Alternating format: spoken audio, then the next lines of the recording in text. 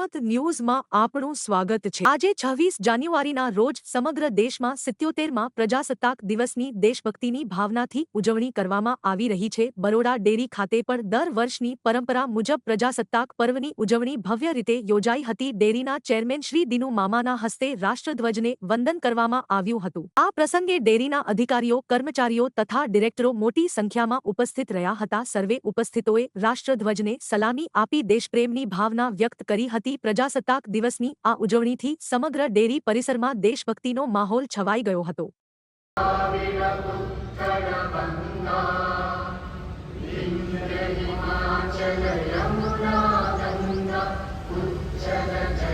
भारत माता की, भारत माता की।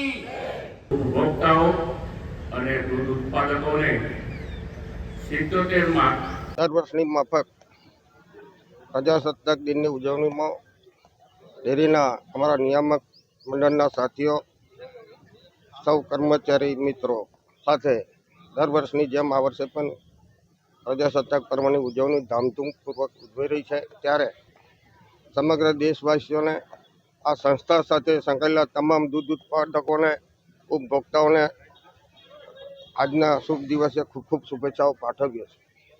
આ સંસ્થાની દિન પ્રતિદિન પ્રગતિ થતી રહેલી છે, થતી રહેશે। ત્યારે દેશની સાથે આપણે આગળ ખૂબ વધવાનું હોય। વિશ્વની 3જા નંબરની આપણી હાલત મજબૂત કરવાની જે મોદી સાહેબની નેમ છે, એમાં આપ સૌ સાથે રહી સૌનો સાથ અને સૌના વિકાસના સૂત્રને સફળ બનાવીએ એ શુભકામનાઓ સાથે સર્વને આજના દિવસની ખૂબ ખૂબ શુભેચ્છા।